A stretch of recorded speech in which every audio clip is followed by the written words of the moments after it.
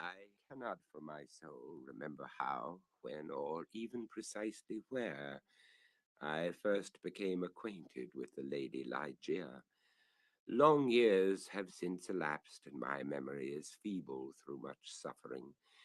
Or perhaps I cannot now bring these points to mind, because in truth, the character of my beloved, her rare learning, her singular yet placid cast of beauty, and the thrilling and enthralling eloquence of her low musical language made their way into my heart by paces so steadily and stealthily progressive that they have been unnoticed and unknown. Yet I believe that I first met her, and most frequently, in some large old decaying city near the Rhine. Of her family I have surely heard her speak. That it is of a remotely ancient date cannot be doubted. Ligeia, Ligeia. Buried in studies of a nature more than all else adapted to deaden impressions of the outward world, it is by that sweet word alone, by Ligeia, that I bring before mine eyes in fancy the image of her who is no more. And now, while I write, a recollection flashes upon me that I have never known the paternal name of her who was my friend and my betrothed, and who became the partner of my studies, and finally the wife of my bosom. Was it a playful charge on the part of my Ligeia? Or was it a test of my strength of affection that I should institute no inquiries upon this point? Or was it rather a caprice of my own, a wildly romantic offering on the shrine of the most passionate devotion? I but indistinctly recall the fact itself. What wonder that I have utterly forgotten the circumstances which originated or attended it, and indeed, if ever that spirit which is entitled romance, if ever she, the wan and the misty-winged Ashtophet of idolatrous Egypt, presided, as they tell, over marriages ill-omened, then most surely she presided over mine. There is one dear topic, however, on which my memory fails me not. It is the person of Ligeia. In stature she was tall, somewhat slender, and in her latter days even emaciated. I would in vain attempt to portray the majesty, the quiet ease of her demeanor, or the incomprehensible lightness and elasticity of her footfall. She came and departed as a shadow. I was never made aware of her entrance into my closed study, save by the dear music of her low, sweet voice, as she placed her marble hand upon my shoulder. In beauty of face, no maiden ever equaled her. It was the radiance of an opium dream, an airy and spirit-living vision more wildly divine than the fantasies which hovered about the slumbering souls of the daughters of Delos. Yet her features were not of that regular mold which we have been falsely taught to worship in the classical labors of the heathen. There is no exquisite beauty, says Bacon, Lord Verulam, speaking truly of all the forms and genera of beauty, without some strangeness in the proportion. Yet although I saw that the features of Ligeia were not of a classic regularity, although I perceived that her loveliness was indeed exquisite, and felt there was much of strangeness pervading it, yet I have tried in vain to detect the irregularity and to trace home my own perception of the strange. I examined the contour of the lofty and pale forehead. It was faultless. How cold indeed that word when applied to a majesty so divine! The skin rivaling the purest ivory, the commanding extend and repose, the gentle prominence of the regions about the temples. And then the raven black, the glossy, the luxuriant, the naturally curling tresses, setting forth the full force of the Homeric epithet, hyacinthine. I looked at the delicate outlines of the nose, and nowhere but in the graceful medallions of the Hebrews had I beheld a similar perfection. There were the same harmoniously curved nostrils speaking the free spirit. I regarded the sweet mouth. Here was indeed the triumph of all things heavenly, the magnificent turn of the short upper lip, the soft, voluptuous slumber of the under, the dimples which sported and the color which spoke, the teeth glancing back, with a brilliancy almost startling, every ray of the holy light which fell upon them, in her serene and placid, yet most exultingly radiant of all smiles. I scrutinized the formation of the chin, and here too I found the gentleness of breadth, the softness and the majesty, the fullness and the spirituality of the Greek, the contour which the god Apollo revealed but in a dream to Cleomenes, the son of the Athenian. And then I peered into the large eyes of Ligeia. For eyes we have no models in the remotely antique. It might have been, too, that in these eyes of my beloved lay the secret to which Lord Verulam alludes. They were, I must believe, far larger than the ordinary eyes of our own race. They were even fuller than the fullest of the gazelle eyes of the tribe of the valley of Nurjahat. Yet it was only at intervals, in moments of intense excitement, that this peculiarity became more than slightly noticeable in Ligeia. And at such moments was her beauty, in my heated fancy, this it appeared perhaps, the beauty of beings either above or apart from the earth, the beauty of the fabulous houri of the Turk. The hue of the orbs was the most brilliant of black, and far over them hung jetty lashes of great length. The brows, slightly irregular in outline, had the same tint. The strangeness, however, which I found in the eyes was of a nature distinct from the formation, or the color, or the brilliancy of the features, and must, after all, be referred to the expression. A word of no meaning, behind whose vast latitude of mere sound we entrench our ignorance of so much of the spiritual. The expression of the eyes of Ligeia. How for long hours have I pondered upon it? How have I, through the whole of a midsummer night, struggled to fathom it? What was it, that something more profound than the well of Democritus, which lay far within the pupils of my beloved? What was it? I was possessed with a passion to discover. Those eyes, those large, those shining, those divine orbs, they became to me twin stars of Leda, and I to them devoutest of astrologers.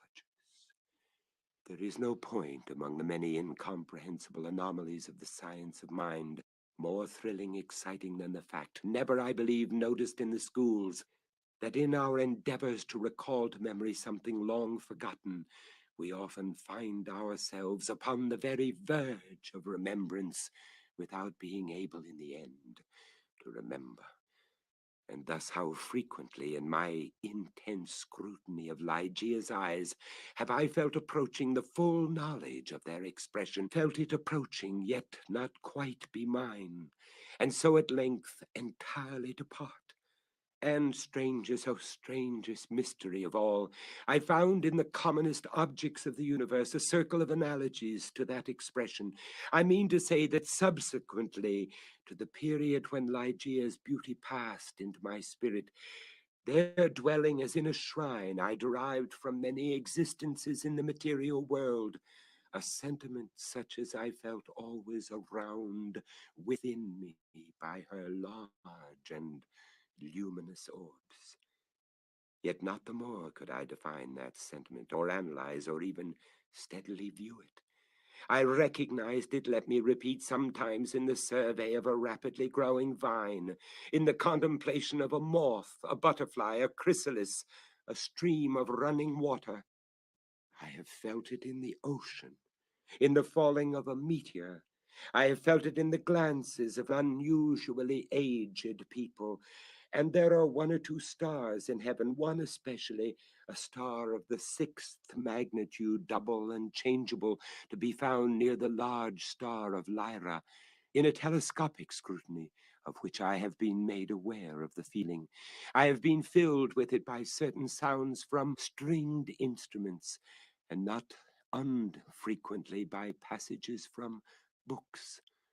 Among innumerable other instances, I well remember something in a volume of Joseph Glanville, which, perhaps merely from its quaintness, who shall say, never failed to inspire me with the sentiment.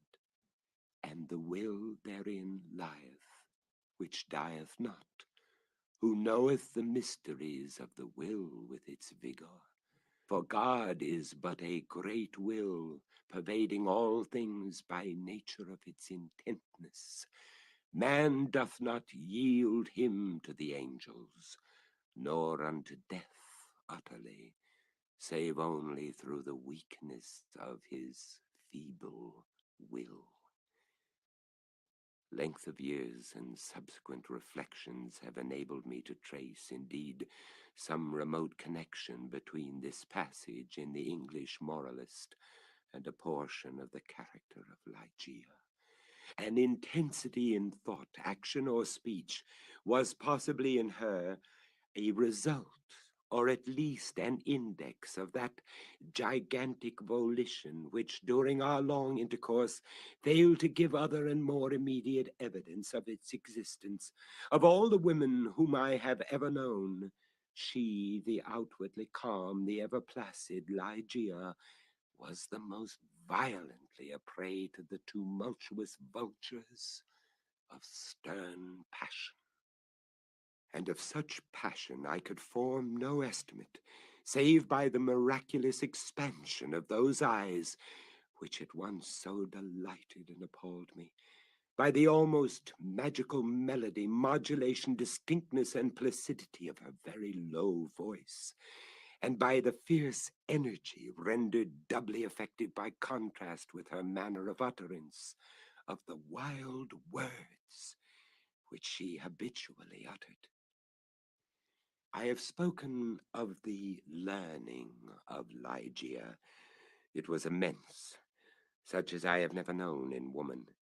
In the classical tongues was she deeply proficient, and as far as my own acquaintance extended in regard to the modern dialects of Europe, I have never known her at fault.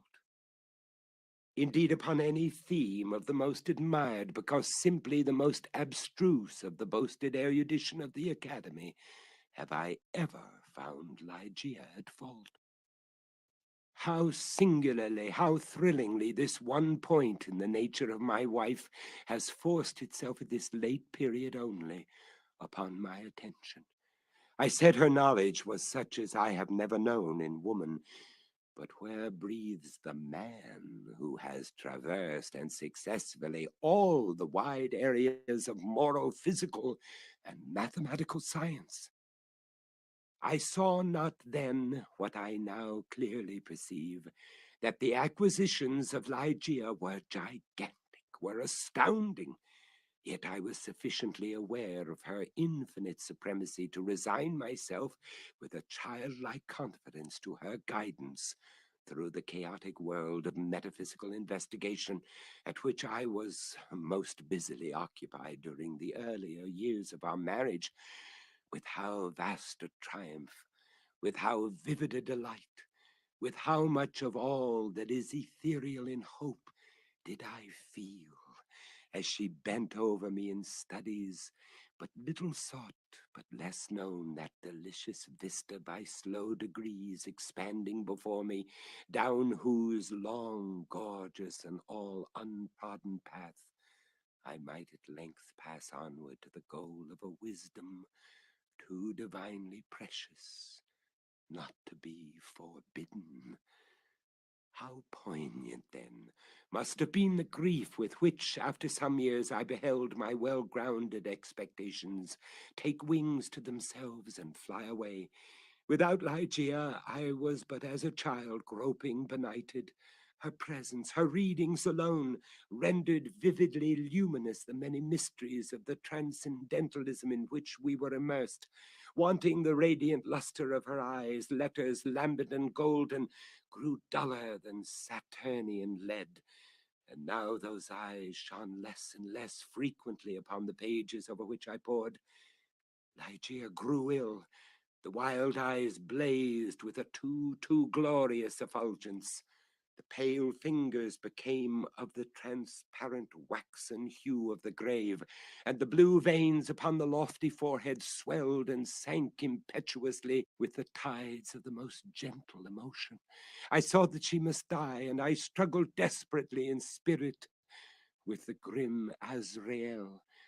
And the struggles of the passionate wife were, to my astonishment, even more energetic than my own. There had been much in her stern nature to impress me with the belief that to her death would have come without its terror, but not so. Words are impotent to convey any just idea of the fierceness of resistance with which she wrestled with the shadow. I groaned in anguish at the pitiable spectacle. I would have reasoned, but in the intensity of her wild desire for life, but for life, solace and reason were alike the uttermost of folly. Yet not until that instance, amid the most convulsing writhings of her fierce spirit, was shaken the external placidity of her demeanor. Her voice grew more gentle, grew more low, yet I would not wish to dwell upon the wild meaning of the quietly uttered words. My brain reeled as I hearkened, entranced to a melody more than mortal, to assumptions and aspirations which mortality had never before known. That she loved me, I should not have doubted. And I might have been easily aware that in a bosom such as hers, love would have reigned no ordinary passion. But in death only was I fully impressed with the strength of her affection. For long hours, detaining my hand, would she pour out before me the overflowing of a heart whose more than passionate devotion amounted to idolatry. How had I deserved to be so blessed by such confessions? How had I deserved to be so cursed with the removal of my beloved in the hours of my making them? But upon this subject I cannot bear to dilate. Let me say only that in Ligeia's more than womanly abandonment to a love, alas, all unmerited, all unworthily bestowed, I at length recognized the principle of her longing with so wildly earnest a desire for the life which was now fleeing so rapidly away. It is this wild longing, it is this eager vehemence of desire for life, but for life, that I have no power to portray, no utterance capable of expressing. At high noon of the night in which she departed, beckoning me peremptorily to her side, she bade me repeat certain verses composed by herself not many days before. I obeyed her. They were these. Lo, 'tis a gala night within the lonesome latter years. An angel throng bewinged, bedight in veils and drowned in tears, sit in a theatre to see a play of hopes and fears, while the orchestra breathes fitfully the music of the spheres. Mimes in the form of God on high mutter and mumble low, and hither and thither fly. Mere puppets they who come and go at bidding of vast formless things that shift the scenery to and fro, flapping from out their condor wings in visible woe. That motley drama, oh, be sure it shall not be forgot, with its phantom chased forevermore by a crowd that sees it not, through a circle that ever returneth into the selfsame spot, and much of madness and more of sin, and horror the soul of the plot.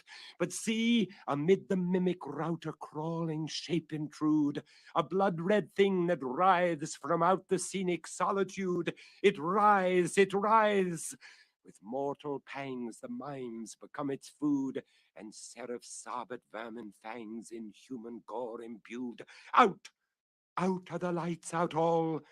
And over each quivering form the curtain, a funeral pall, comes down with the rush of a storm, and the angels, all pallid and wan, uprising, unveiling, affirm that the play is the tragedy, man, and its hero, the conqueror worm.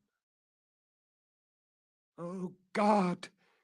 Half shrieked Ligeia, leaping to her feet and extending her arms aloft with a spasmodic movement as I made an end of these lines. Oh God!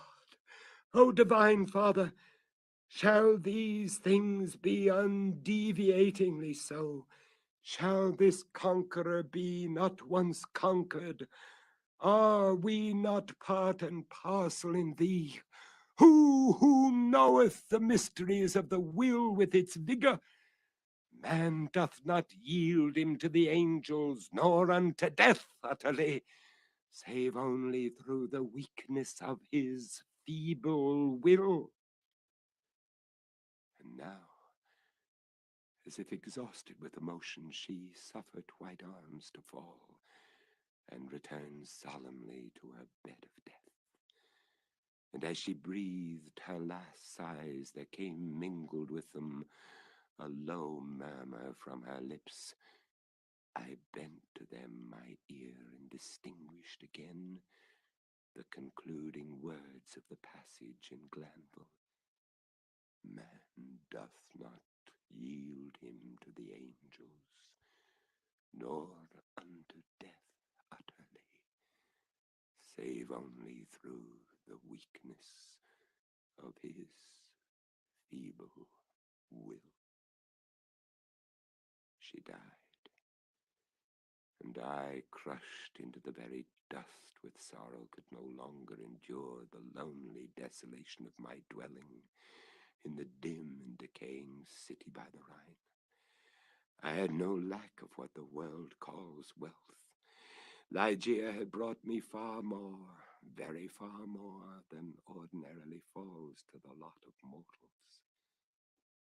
After a few months, therefore, of weary and aimless wandering, I purchased and put in some repair an abbey, which I shall not name, in one of the wildest and least frequented portions of fair England.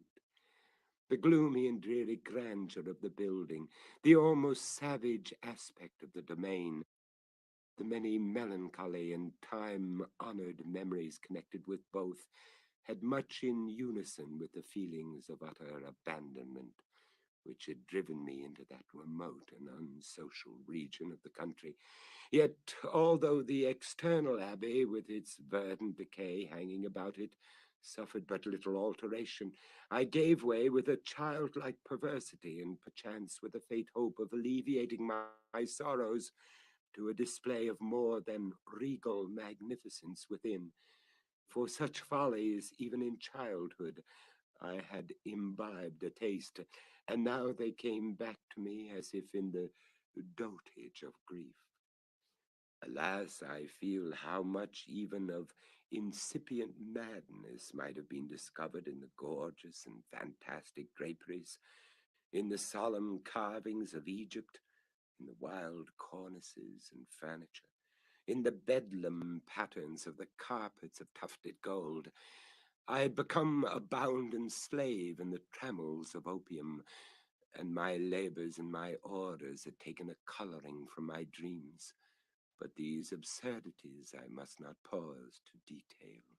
Let me speak only of that one chamber ever accursed, whither in a moment of mental alienation I led from the altar as my bride, as the successor of the unforgotten Ligeia, the fair-haired and blue-eyed Lady Rowena Trevanion of Tremaine.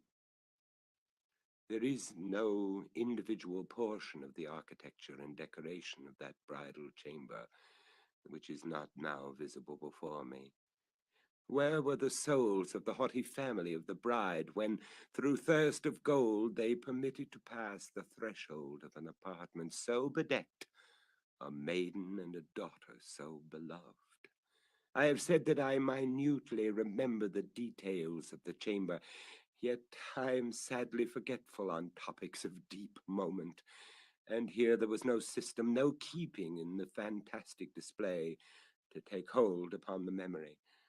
The room lay in a high turret of the castellated abbey, was pentagonal in shape and of capacious size. Occupying the whole southern face of the pentagon was the sole window, an immense sheet of unbroken glass from Venice, a single pane and tinted of a leaden hue, so that the rays of either the sun or moon passing through it fell with a ghastly luster upon the objects within. Over the upper portion of this huge window extended the trellis work of an aged vine, which clambered up the massy walls of the turret. The ceiling of gloomy-looking oak was excessively lofty, vaulted, and elaborately fretted with the wildest and most grotesque specimens of a semi-Gothic, semi-Druidical device. From out the most central recess of this melancholy vaulting, depended by a single chain of gold with long links, a huge censer of the same metal, Saracenic in pattern, and with many perforations so contrived that there writhed in and out of them, as if imbued with a serpent vitality, a continual succession of party-colored fires. Some few ottomans and golden candelabra of Eastern figure were in various stations about, and there was the couch, too, the bridal couch of an Indian model, and low and sculptured of solid ebony, with a pall-like canopy above. In each of the angles of the chamber stood on end a gigantic sarcophagus of black granite, from the tombs of the kings over against Luxor, with their aged lids full of immemorial sculpture. But in the draping of the apartment lay, alas, the chief fantasy of all. The lofty walls, gigantic in height, even unproportionably so, were hung from summit to foot in vast folds with a heavy and massive-looking tapestry of a material which was found alike as a carpet on the floor, as a covering for the ottomans in the ebony bed, as a canopy for the bed, and as the gorgeous volutes of the curtains which practically shaded the window. The material was the richest cloth of gold. It was spotted all over at irregular intervals with arabesque figures about a foot in diameter, and wrought upon the cloth in patterns of the most jetty black. But these figures partook of the true character of the arabesque only when regarded from a single point of view. By a contrivance now common and indeed traceable to a very remote period of antiquity, they were made changeable in aspect. To one entering the room, they bore the appearance of simple monstrosities, but upon a farther advance, this appearance gradually departed, and step by step, as the visitor moved his station in the chamber, he saw himself surrounded by an endless succession of the ghastly forms which belong to the superstition of the Norman, or arise in the guilty slumbers of the monk. The phantasmagoric effect was vastly heightened by the artificial introduction of a strong, continual current of wind behind the draperies, giving a hideous and uneasy animation to the whole.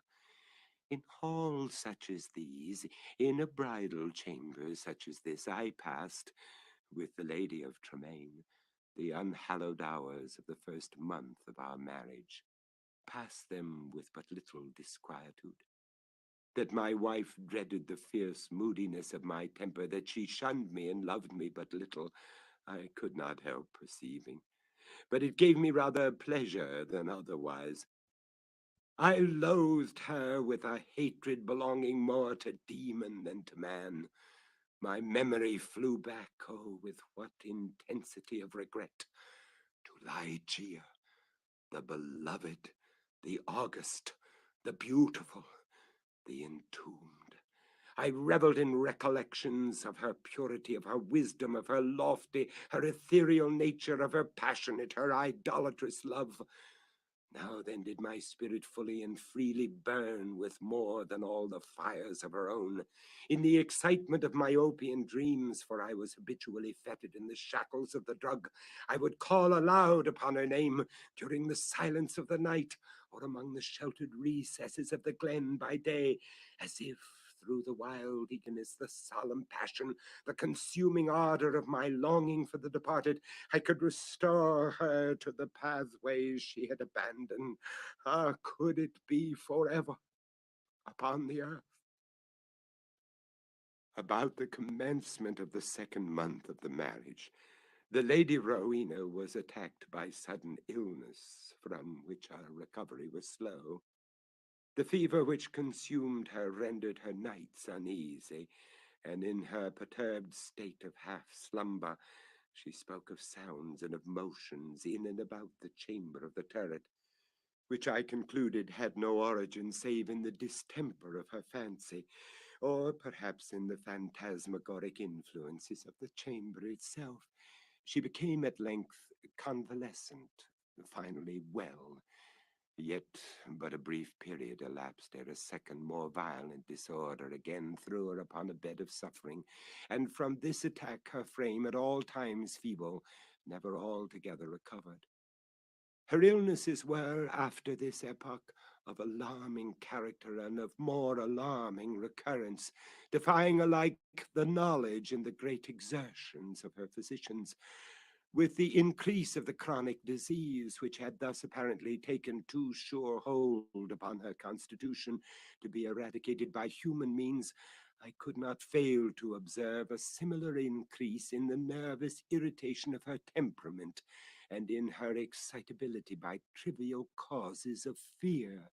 She spoke again, and now more frequently and pertinaciously, of the sounds, of the slight sounds, and of the unusual motions among the tapestries to which she had formerly alluded.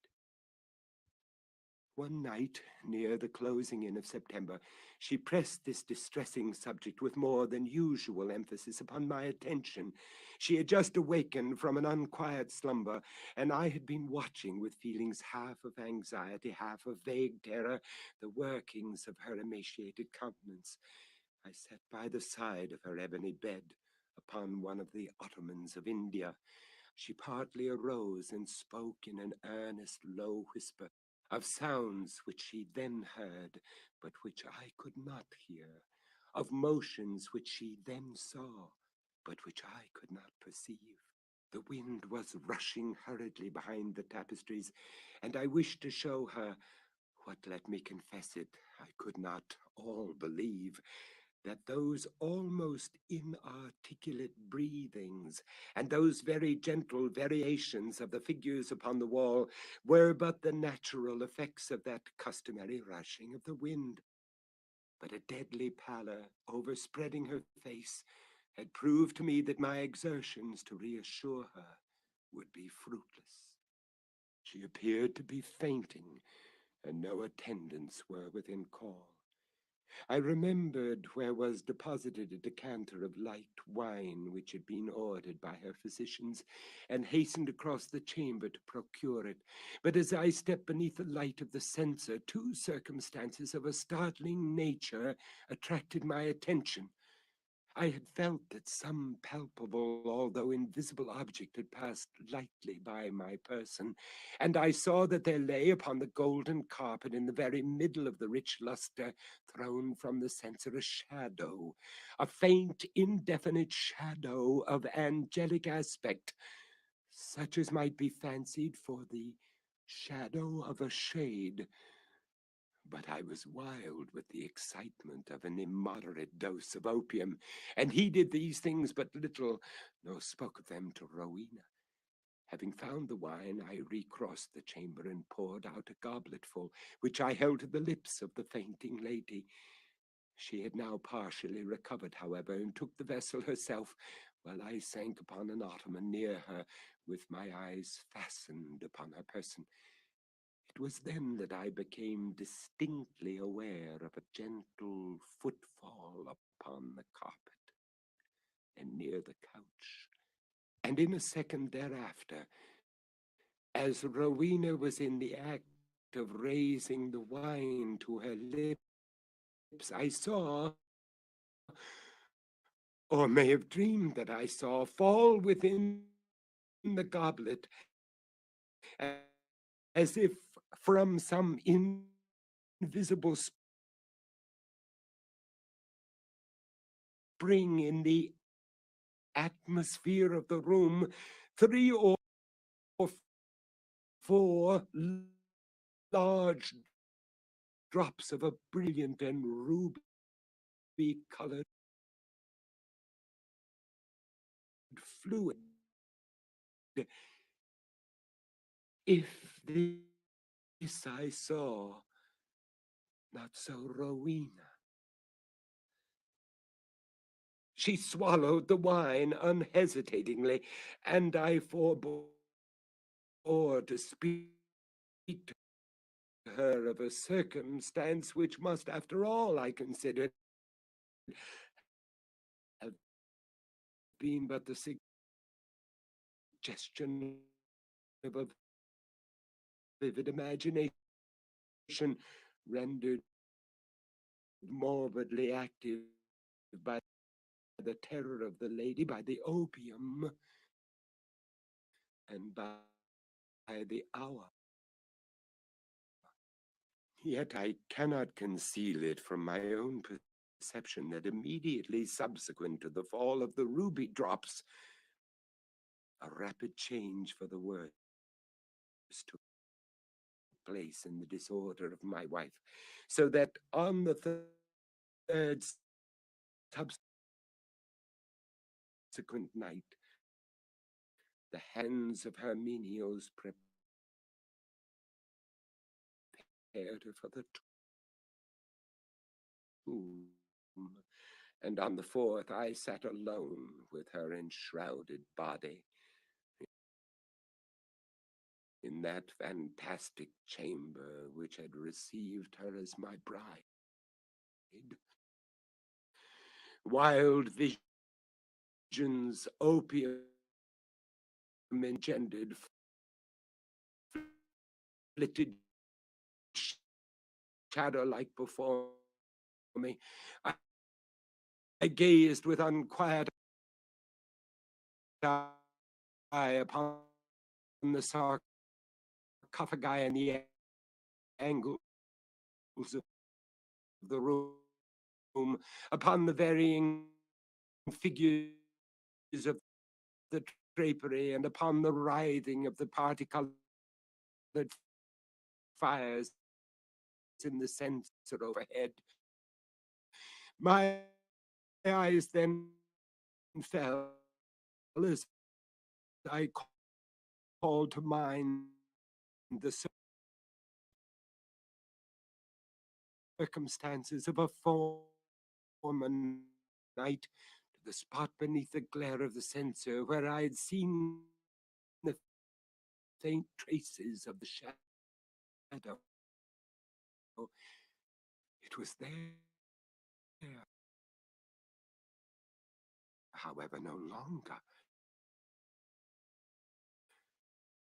And breathing with greater freedom, I turned my glance to the pallid and rigid figure upon the bed. Then rushed upon me 1,000 memories of Ligeia, and then came back upon my heart with the turbulent violence of a flood the whole of that unutterable woe with which I had regarded her, thus enshrouded.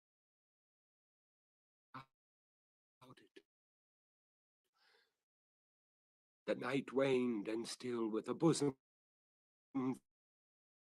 full of bitter thoughts of the one and only and supremely beloved, I remained gazing upon the body of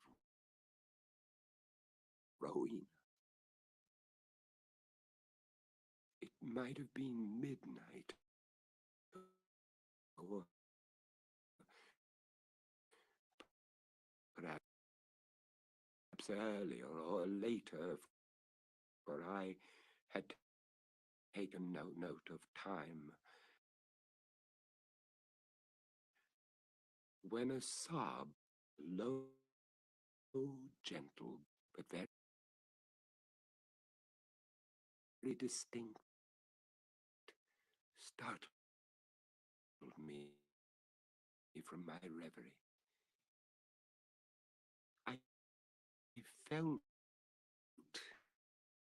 that it came from the bed of ebony, the bed of death. I listened in an agony of superstitious terror, but there was no repetition of the sound.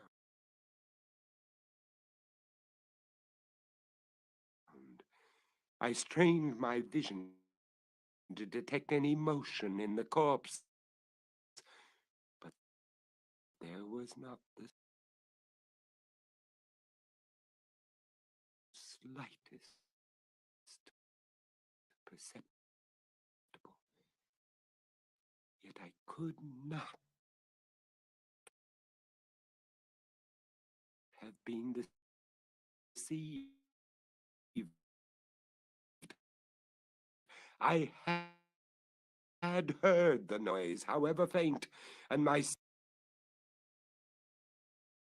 soul was awakened within me.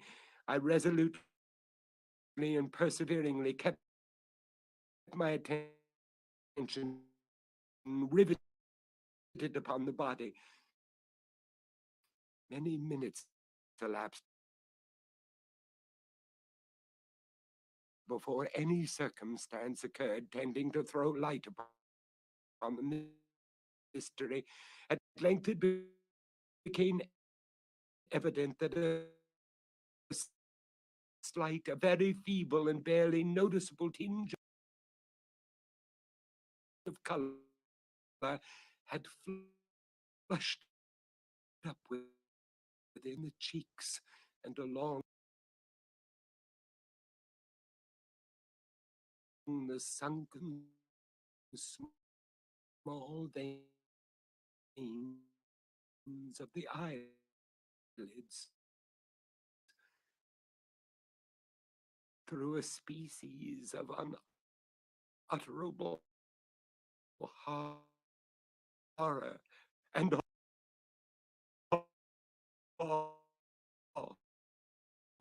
for which the language of mortality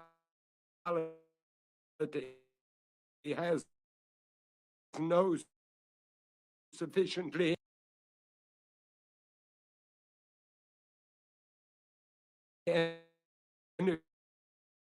energetic expression. I felt my heart cease to beat, my limbs grow rigid where I sat, yet a sense of duty finally operated to restore my self-possession. I could no longer doubt that we had been precipitated in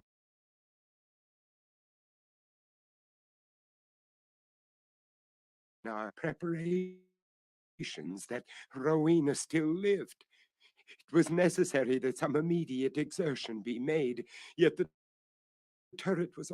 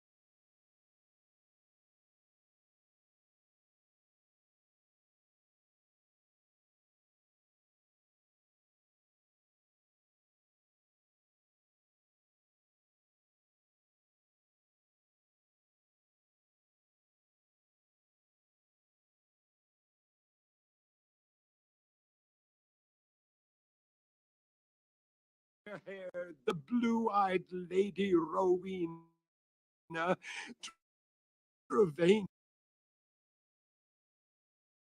of Tremaine.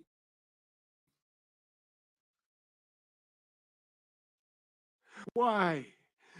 Why should I doubt? The bandage lay heavily